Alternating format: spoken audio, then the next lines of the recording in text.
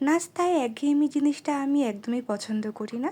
আমি সবসময় চেষ্টা করি একটু ডিফারেন্ট রকমের নাস্তা বানানোর জন্য।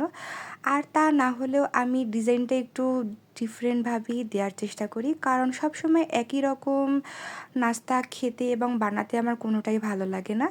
আজকে আমি বিকালে আমার হাসব্যান্ডের জন্য অল্প একটু নাস্তা বানিয়েছিলাম। যেহেতু এখন ভাজা পোড়া জিনিসটা অনেকটাই অ্যাভয়েড করি আমরা। এই তো আজকে আমি অল্প একটুখানি নুডলস রান্না করেছিলাম। জাস্ট এটা একটু ডেকোরেশন করেছি আমি রামেনের মতো। আর সাথে আমি কিছু চিকেন রোলও বানিয়েছিলাম।